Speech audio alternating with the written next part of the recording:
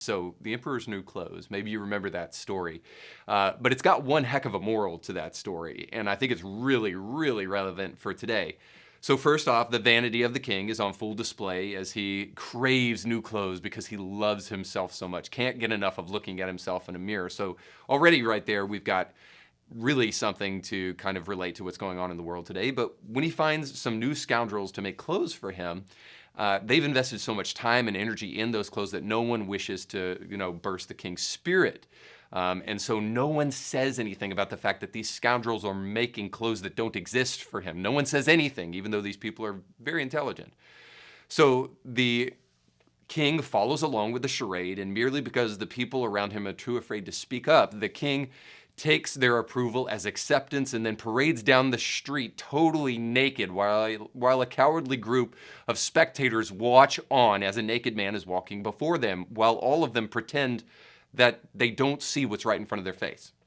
So only a child has the common sense to speak up and spoil the whole parade when he says, that dude is naked. What's wrong with you people? So is it any wonder that when radicals who want to shape and mold the next generation against the will of parents rise up, is it any wonder that they want to shut those people down, make sure that they stay quiet, and then try to lie to people so that they do stay quiet? And is it any wonder that level-headed kids are the ones who speak up in the midst of that when parents are being silenced and going along with this charade? So it shows us the preciousness of kids, but the story also teaches us about mob mentality and how it controls society, especially a society that is obsessed with how things make us feel. Rather than whether or not something is true, we care about how it makes us feel. So now we have a society of people that are applauded for their bravery, for chemically castrating themselves and lopping off their own breasts. We're told that it's brave for a man to crush girls in sporting activities. We're told that it's brave to teach kindergartners about aberrant sexual orientation and preferences. By the way, I'll add to that whether it's normative or radical sexual leftist ideology, regardless. Kindergarten through third graders need to be learning math and Play-Doh and all these other things, spelling and all of these things, not those things. All the while, we're commanded by our social betters not to say the perfectly obvious truth. Men are men. My children are mine, not yours. And for God's sake, have the pride to compete in your own sport. Or worse, we're told by people who deep down share the values that I just espoused to stop opinion spouting and to stop feeling like you have to comment on everything.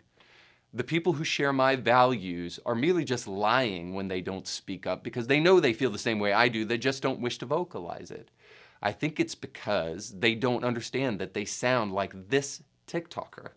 What happened at the Oscars is not something white people need to speak on right away. There is so much nuance and complexity and layers that you will not be able to understand through your white experience without education and listening to specifically Black women, which we all know many people don't. So when you share your perspective or your education on what you perceive to have happened last night, it's coming through your white lens, which has you on a place of moral high ground, lacks understanding of Black trauma, has such an emphasis on this binary of who is good or who is bad, centers violence, only actually continues to minimize Black women and their pain, and most annoyingly, continues to center yourself on that really just is not your business. So just take some time, take a minute. You don't have to respond right away. Really try and look at the entire situation before you speak on the shiny, easy grab, because what you fail to see through your white lens was the actual violence occurring. So here we go. White people can't have an opinion on what a Black man does because guess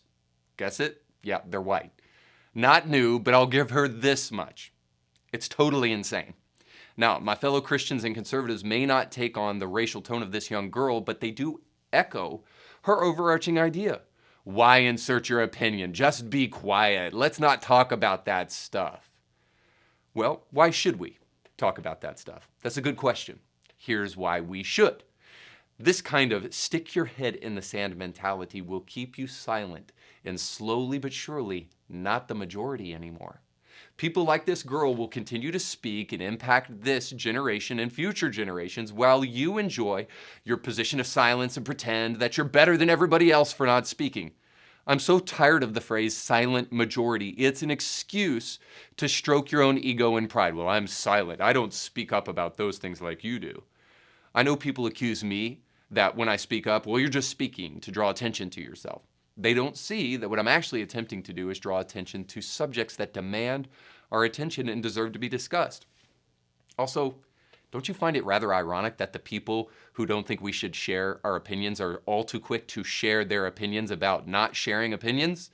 It's all maddening. And the only remedy for this kind of madness is the open and free exchange of ideas. This is why we must speak openly without fear of being silenced.